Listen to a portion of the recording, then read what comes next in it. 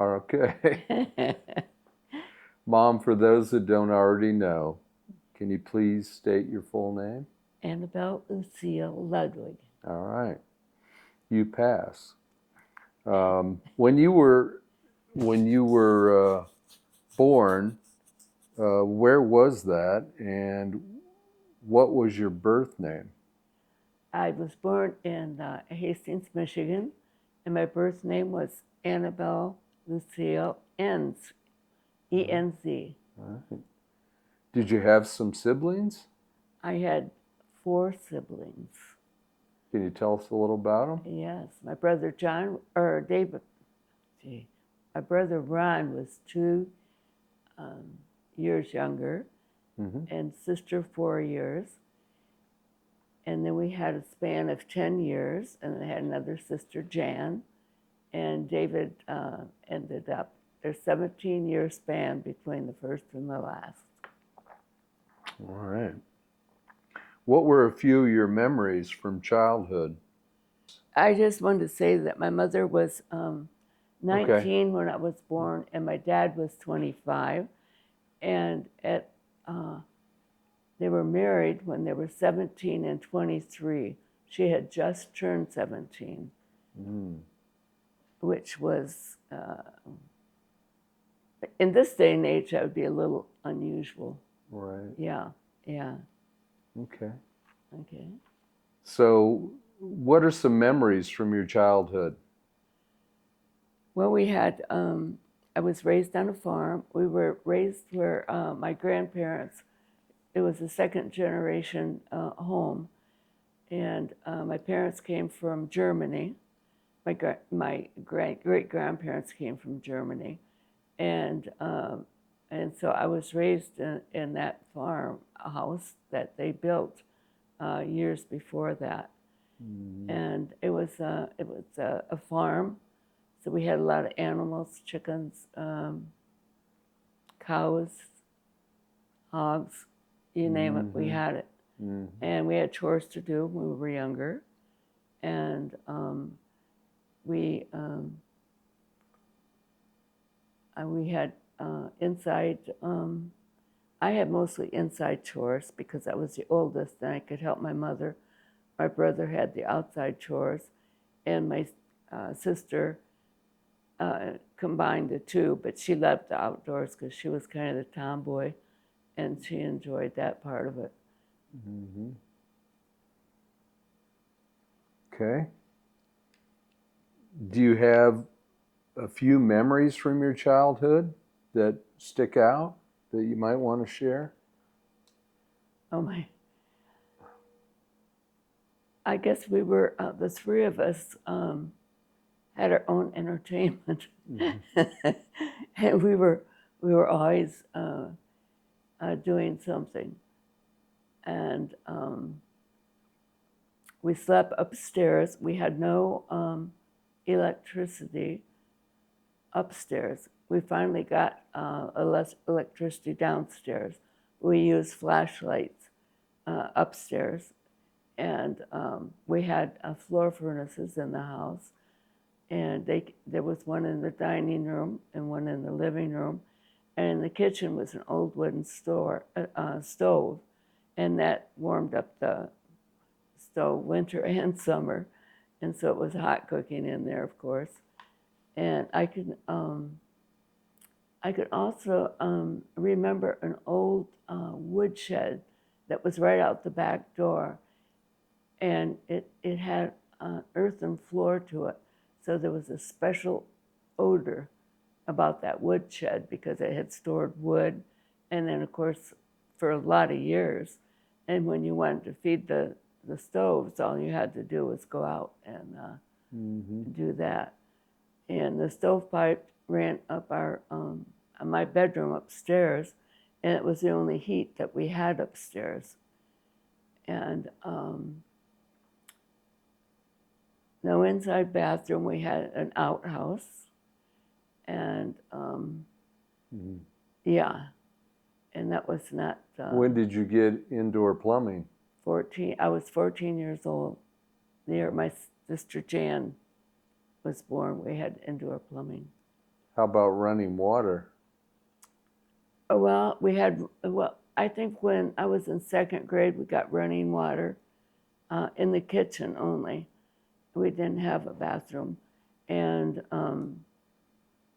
they had a pump right outside the door, the back door, and they'd go out and pump water and bring it in for, and then Mother to wash clothes. Of course, she had to heat it on a stove. Mm-hmm. And gosh, I guess in the early days she did it on the scrubboard. Mm-hmm. She had a lot of work. So what did you do for fun when you were a child? Well, we played games. We played games. And we listened to the radio. I remember there was Lux Theater on Monday night. We always wanted to listen to. It was kind of spooky, but we listened to the radio for that. But we had a lot of games. We played cards. They had board games back then too. Mm-hmm. And that was mainly it. On the farm, we did a lot of work. And we didn't consider ourselves, today, kids would think they were really put upon if they had to do that much, but it was just a part of being part of the household. Mm-hmm. And you did your share, and we gathered eggs. Dad raised a lot of chickens, and then we get the little chickens in big boxes in February, and it was always exciting to hear them with their little peeps, and mm-hmm. and they would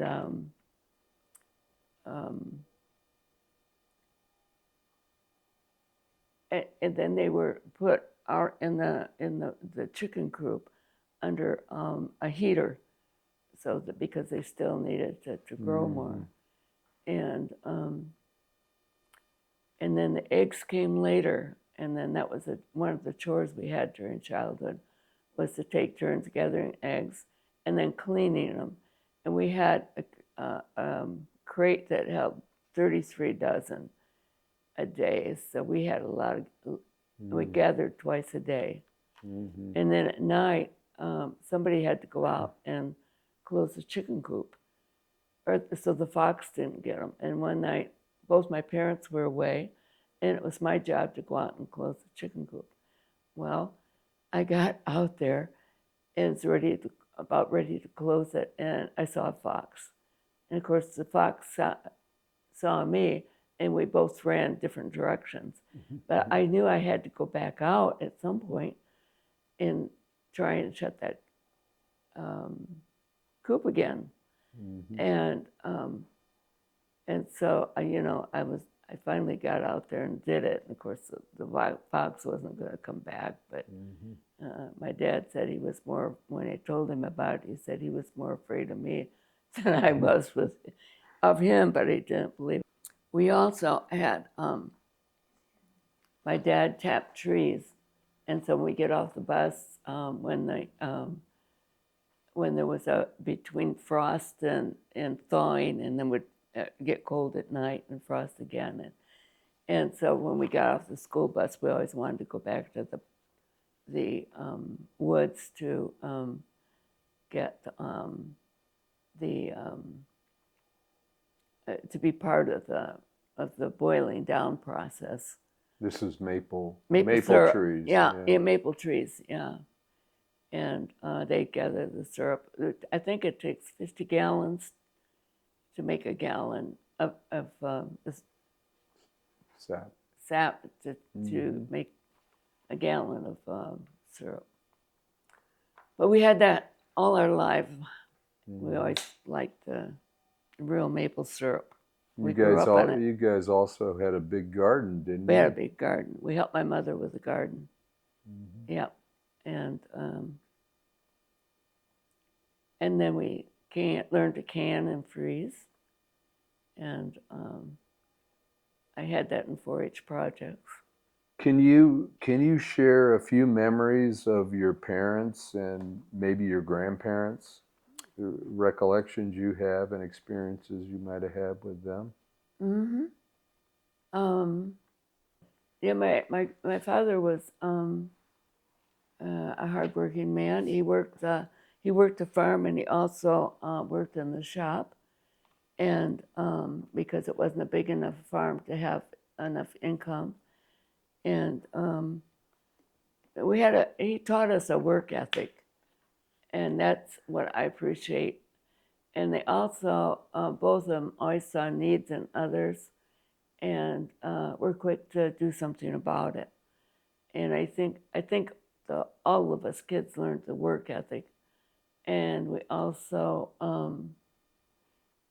learned to look out and be sensitive about other people and what they might need, and show kindness and try and help whenever we could. And we went to we were raised to go to church, and usually my dad on Sunday was our time with him, and we always went to church on Sunday, and a lot of times family reunions or family get-togethers, and we'd go see my grandmother in Lickadessa, who was about 3 miles away, and a lot of time we go for rides through the country, and different aunts and uncles. But and then my grandmother, my grandparents on my dad's side lived in not too far from us, and we went to visit them a lot. But my grandmother was widowed and lived about 13 miles away, and we also would go over there and see her. How about your mom? What can you tell us about your mom? My mom taught us to cook, to can, to bake, to do all kinds of clean. And she once said that we had all thanked her for teaching us how to do those things, because when we got married, we knew how, and we were conscious of other young women that didn't know how to do those things. And so, and my grandmother always laughed. I realized later, I love to work with yeast, and of course I had that in 4-H, and I would make rolls and dinner rolls and breads, and she would always pull me aside and ask me if I'd bring rolls for the dinner, for family dinners, because I sure made them the best. When I got older, I realized what she was doing, but I thought, well, that's something. I'd be glad to make those rolls, Grandma. But you know what? I still make rolls for family dinners. That's right. I love to work with yeast. I don't do it much now, but it was great. So what lessons did you learn from your parents?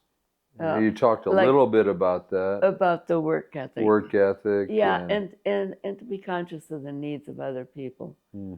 And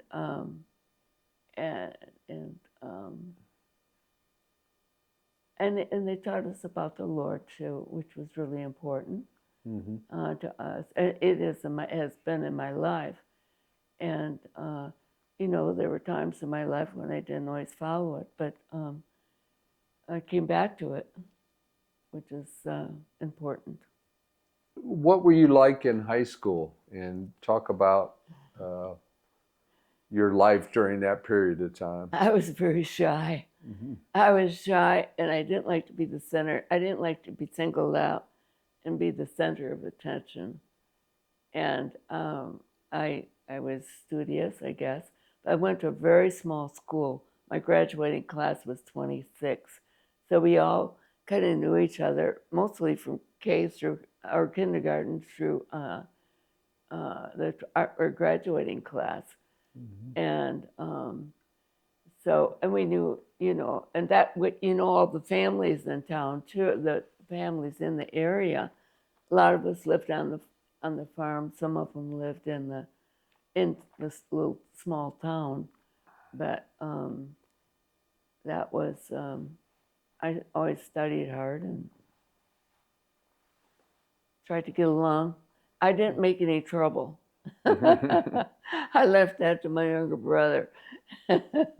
So, what were your interests during that period of your life? 4-H was my big interest. And I was in 4-H. I started at 10 years old, and I was there until I was 18. And then, and my mother's mother was the first 4-H club leader in Berry County, Michigan. And then mother was a leader. And then I became a junior leader and went to junior leadership training school for 2 or 3 days. And so 4-H was the biggest part. I was not a cheerleader. I wasn't interested in being in front of people. And but I guess I did become in front of people later on in life. But my 4-H was very important, and I mainly did sewing and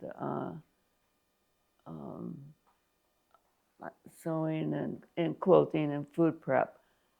So, but I had, I was a counselor at 4-H camp, and I went to the training school for that, and won several awards.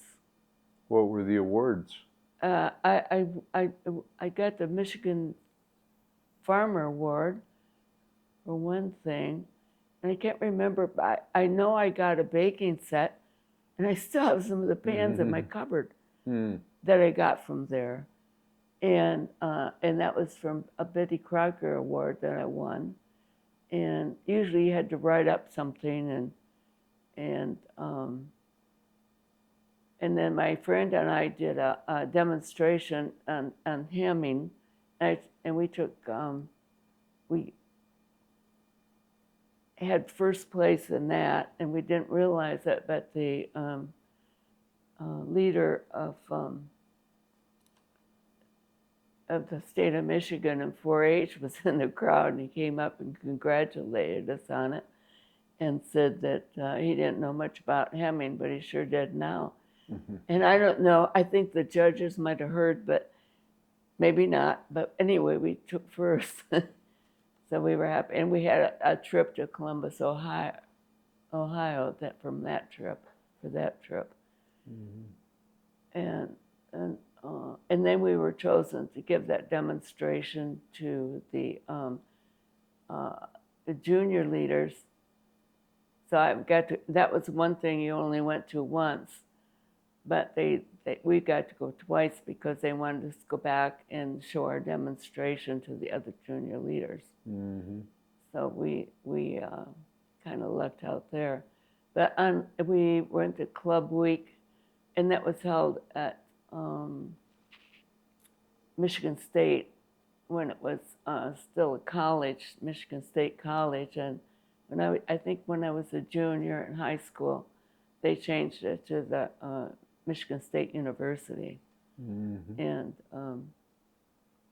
the girls, we stayed in Shaw Dorm, which is there today, and the girls stayed on one side and the boys on the other, and then they have the cafeteria in the center, and that's where we all could eat together. But so that was that took up my time and during high school. I enjoyed it. Yeah.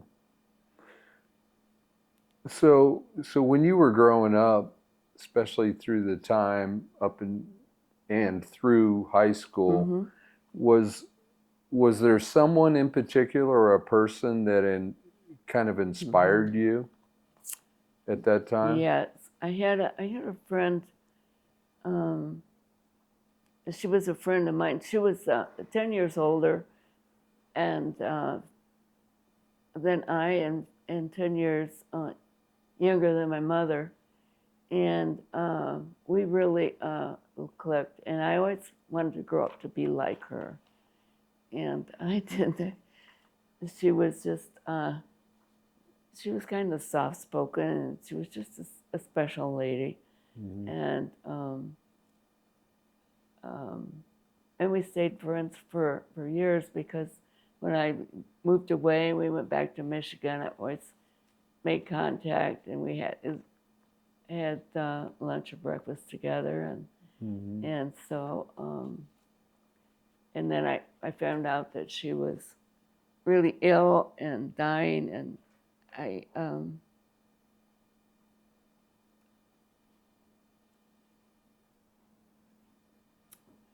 felt the need to talk to her one more time. Mm-hmm. So I called.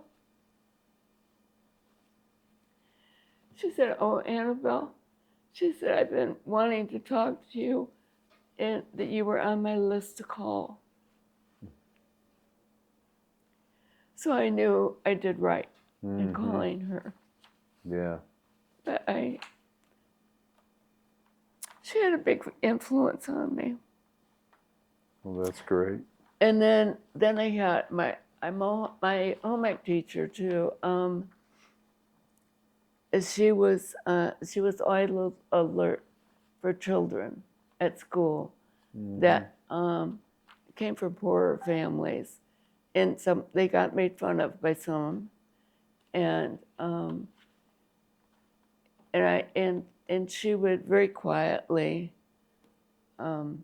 take them to the girls' locker room and help them with showers and teach them some sanitary stuff aside from what, so that no one knew about it. I happen to know about it, but I think it's because I was close to her. And I didn't get any special grades out of being close to her, but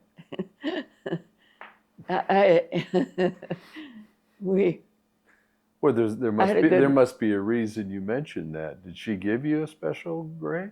No, she didn't. But no, I remember I came back from college. She even had me. She had me for dinner one night, which was unusual. But we had a special relationship. I don't really know what it was, but we did. Yeah. And I trusted her. She trusted me. Yeah. I don't know. And it left an impression. It left an impression. Yeah. But I remember walking across the study hall in her room, and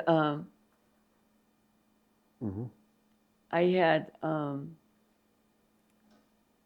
remember I was always conscious of that. I had to wear special shoes, and I thought they made a lot of noise I was able to get them in saddle shoes, but they were leather bottomed, and they made more noise than the other kids' shoes did. And I always felt self-conscious. I just knew everybody was looking at my feet. And I remember feeling bad about that. I went home, told my mother, and she said, "You know what? Why do you think they were all looking at your feet?" You know? I guess I lack self-confidence, maybe. Yeah. Yeah. So what did you do after high school? I went to Elkhart University in Elkhart, Indiana. I lived in a private home and worked for my room and board. And it was a school for medical technology, for lab tech, and for medical transcription and all of that. And that was a year course for me. And then I had to take a national registration test for that. And I went to Battle Creek, Michigan then to work. And my first job was at Lakeview General Hospital. And I worked in the lab for a number of years. And well, not a large number, but anyway, my friend worked in the lab, lived in Muskegon, Michigan, and she happened to room with a lady that knew of somebody from the Air Force base, went up there quite often on weekends. And so she arranged for my friend to drive up there with him. And then I went home with Lucy for a weekend, and that's where I met the boy's dad, Joseph Sr. And eventually we got married, and Joe is named after him. And then I have one more son, John Anthony. So that was where I first met, and then after that, he received orders to go to the island of Crete. And so Joe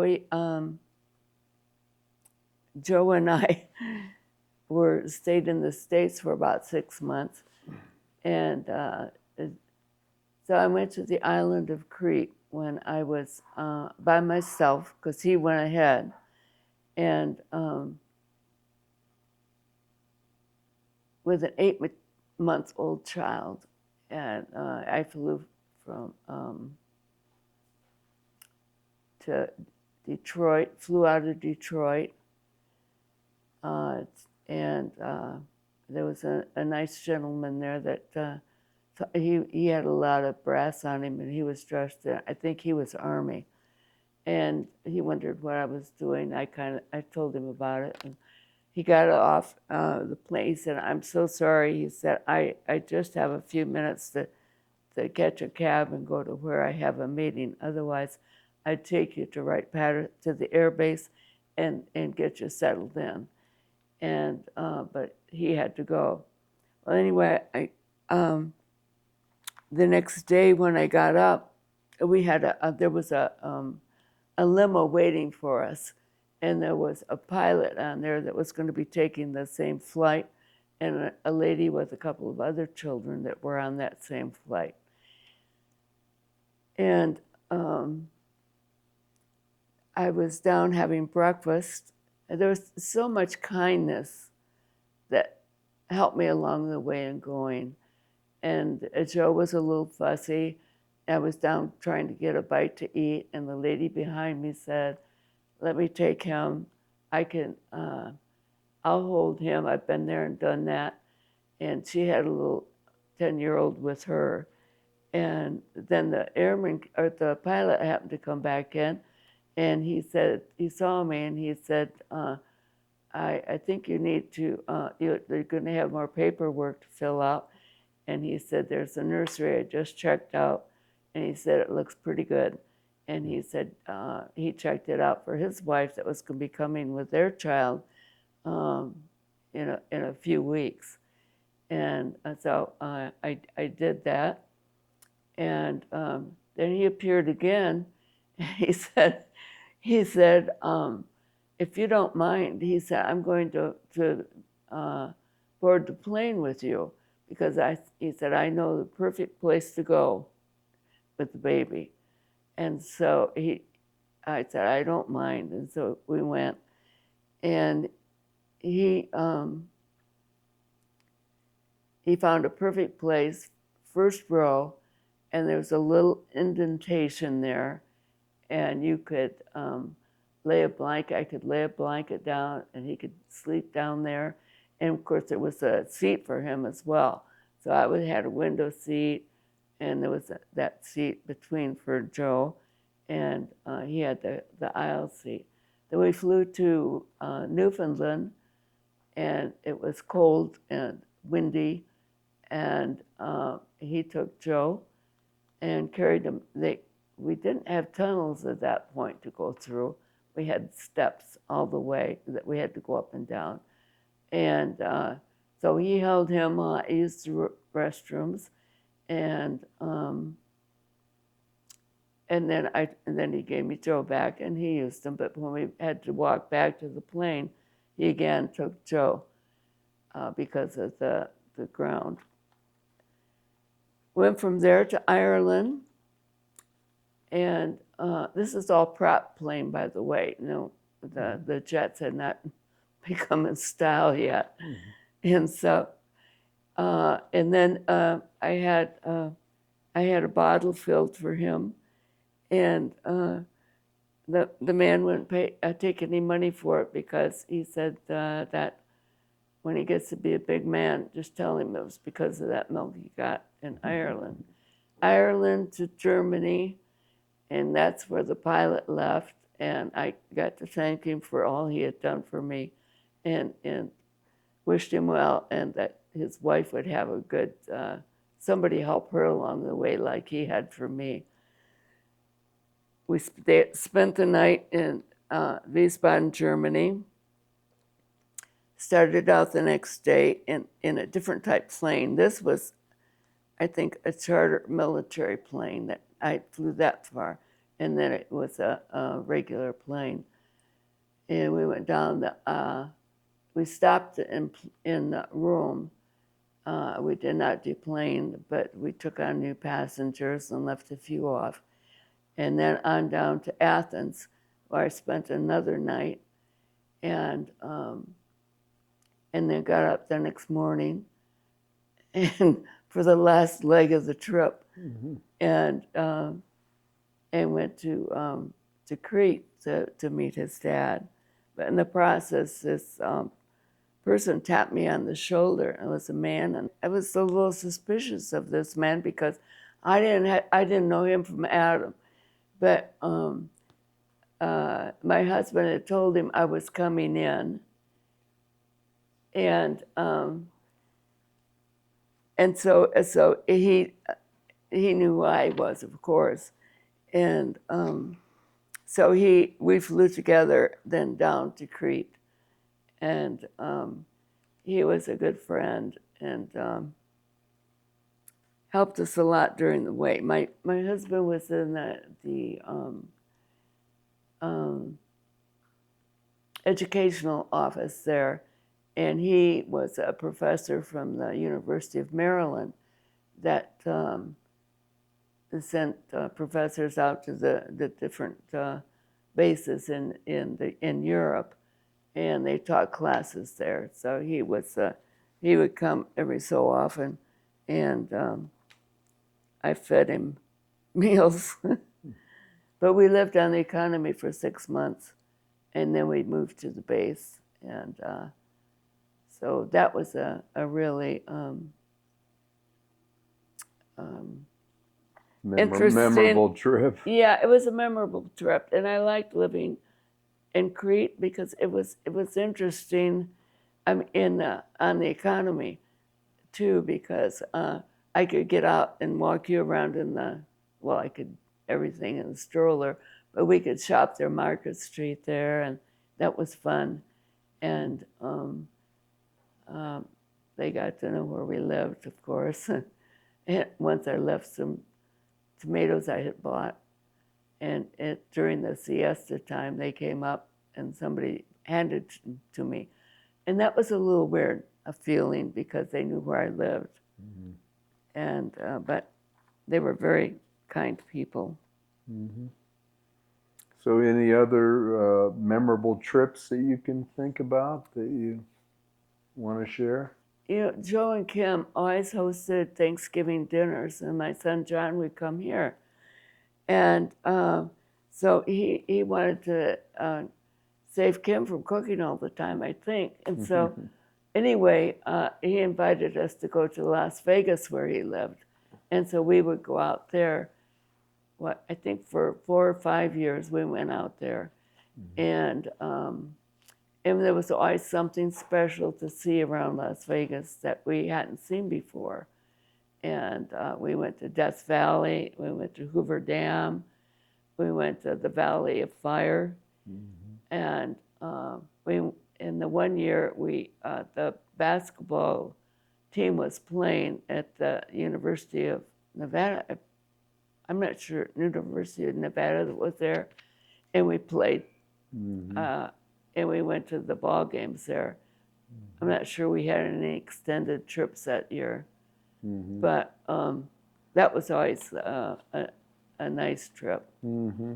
And didn't you go to Maui? And then we went to Maui after that. Mm-hmm. And that was, we went for the Maui Invitational in 2018 when that was, and that was a neat trip, family trip that we all took together. Mm-hmm. And we didn't go every night to the game. I think when the games, we went a couple times. And then we rode out with the team. Mm-hmm. And we actually came back on Thanksgiving Day. And Joe took us out, and the girls wanted to go shopping. And so Joe had rented a car, and we went out shopping. Some of them liked the suntan and lay on the beach. I can't do that. I can't. It always makes me nervous to do that. Mm-hmm. I have to be doing something. It's that my personality doesn't do that. But I enjoyed walking on the beach. Joe took his fishing pole and caught fish. And everybody did what they were interested in doing, which was nice. And I guess we were there 4 or 5 days, something like that. Mm-hmm. It was a nice trip. Yeah. Nice family trip. Very generous of John to take us all. Yep, absolutely. It's a special memory. Yeah, it was a special memory. And that was before Lauren was married. Mm-hmm. So the two girls, Madison and Lauren, had a good time Mm-hmm. together and getting acquainted better. Mm-hmm. Well, Mom, I know you have quite a few friends, and maybe you could talk a little bit about what your friends mean to you. I can't. I know they're special. Yeah, I cannot. And you can't single anyone out, but I just have a lot of special friends. They, I think we're friends to each other, and you know when there's a need, and you supply it, and you. You guys encourage each other. We encourage each other. Yeah, are big encouragers, and I really enjoy having visits with them. Mm-hmm. They come and visit now, and I can no longer do that, but to get out. Mm-hmm. But they come here, and it's great. It's great to connect with them. I have friends from 35 years, 40 years ago that I still connect with. Mm-hmm. And one lives in Arizona, one's in California. Some of them are from Gifford and local friends, and in here in Michigan. Yeah. And I just cherish the friendships, and those the ones that from years ago. We can call each other, and it's just like we talked yesterday. There's no. It's just a really great feeling to have friends like that. Mm-hmm. And you have a lot of acquaintances, but those friends are different. Mm-hmm. And we do anything for each other. And I know friends have helped you through some of the challenges you faced. Mm-hmm. Maybe you could talk just a little bit about challenges you've had and maybe how you dealt with them. Well, I suppose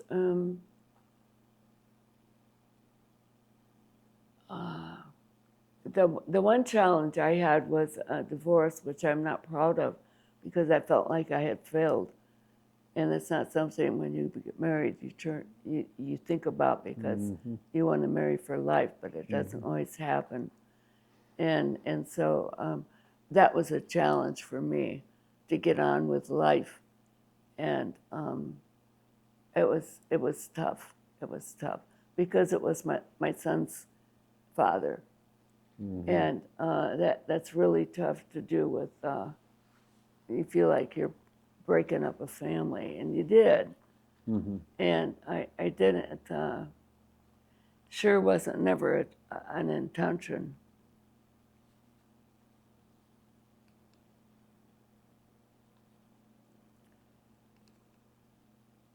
And then the next challenge was meeting somebody else and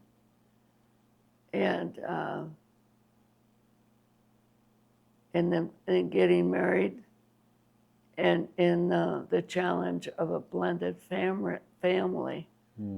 And because there were all of a sudden you have 2 sons, and now you've got a son and 3 daughters.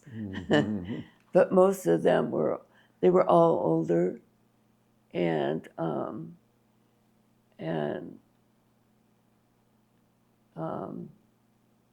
just to know the right things to do to make things work.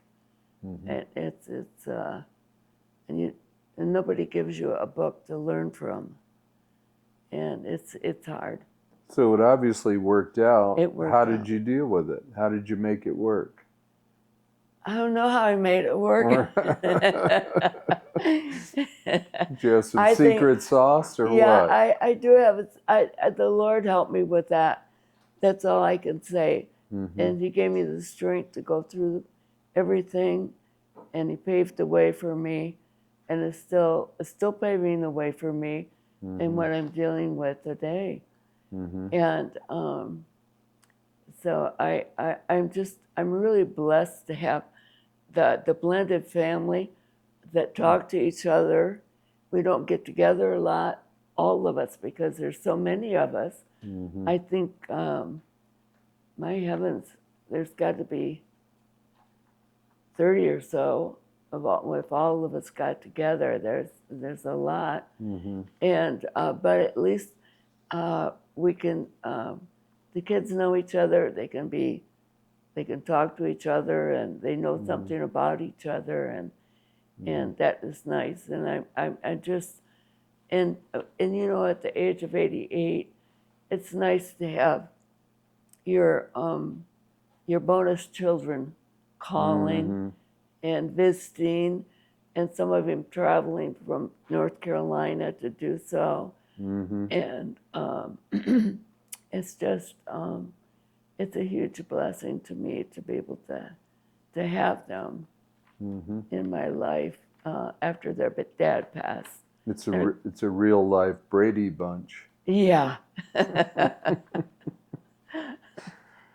So yeah, it's been a huge blessing for me. Right. Are there any other challenges that you'd like to discuss beyond that you've had? Or? I guess another challenge would have been, you know, it would have been a challenge to a lot of folks, but the cancer,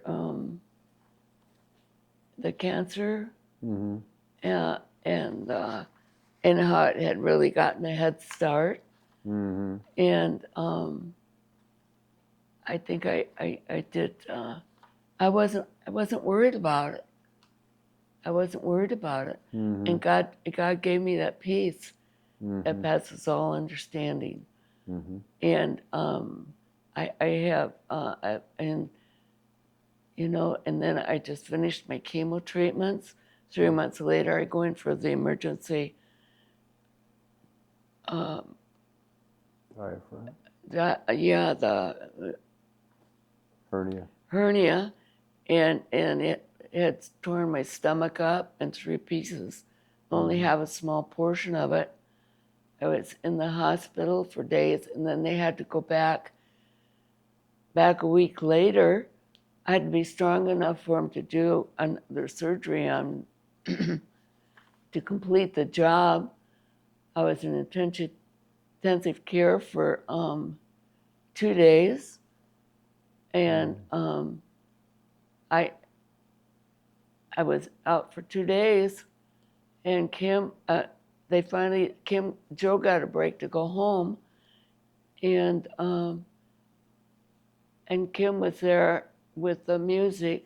I told her years ago, if I'm ever dying or sick, to play Anthony Berger's piano music. And all of a sudden I heard him playing. And I turned my head toward the noise, and I said, Kim, you remembered. That was the first I remembered from it. And so that's a long haul though, to get through that. Come home, I was on a food pump for 2 months. I had an infection in some areas,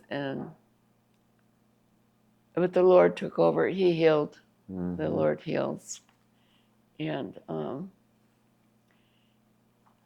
He's still with me today. Being by myself, it's hard not to drive. I've been 5 years, I think, now without a car, not being able to drive, and I've always been so independent, and I couldn't stand it at first. I still don't like it, but it's not as bad as it was. My former husband, and I were involved with a ministry. Well, anyway, I had gone to this. I was a retreat master.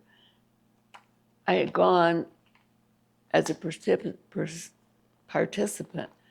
and then I had gone as a leader, and was there for. And then they asked me to be an assistant. And then I was the retreat master, and I had this cross, and I gave it to my grandson Joshua, because he was going to go to the retreat, and he was going to give a talk. Ended up being the same talk that I had given the first time, and I gave him the cross I always had to wear as a retreat master. I said, now, don't wear it, because you have to earn that to get one. But he slipped it in he said, I'll put it in my pocket, Grandma. So before his talk, he went back, and the other fellow was going to give him, it happened that they gave him the cross, was going to give him his cross to put on. He said, I have my grandma's cross in my pocket. So he took the cross off, and he was able to wear my cross while he gave the talk. And that meant a lot to both of us, and to the, and there was just a lot of things along the way. Prison ministry that Jack and I did, and I think that might have been scarier for our kids than it was for us, because we were well taken care of in there. We had a hard time getting in prison, believe it or not. Because they have to check you in, do fingerprinting and all that kind of stuff, and yeah, it was a blessing though, to be able to do that. Yeah. Yeah. Well, Mom, as kind of a wrap up, is there anything else you'd like to share with both your family and your friends that's important to you? Absolutely. Jesus has been with me the whole way, through all the surgeries, all the chemo, everything I've done. And my main prayer and desire is that my whole family and close friends know Jesus Christ and follow him, so that someday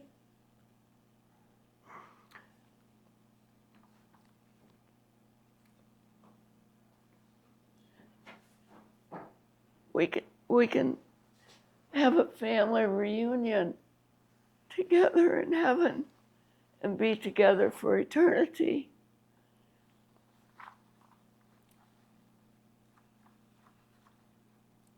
Because I love him so much. I want to have that peace going.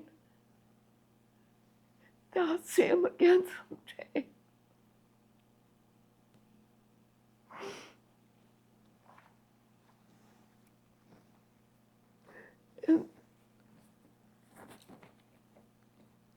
And that's what I wish for my whole family and friends that don't know the Lord. Because there is a heaven and there is a hell. And I want them in heaven. It's the most desirable place. But the choice, God gives us a choice. He doesn't have robots. And so if we don't make that choice, we have to make the choice to go there. Mm. That's Okay. it. Well, God bless you all. I'm trying my best, Mom, to join you. I hope so. Okay. We can't work for it. Well, you've been a great mom. So, I just want you to know that. Mm. I'll give her a hug.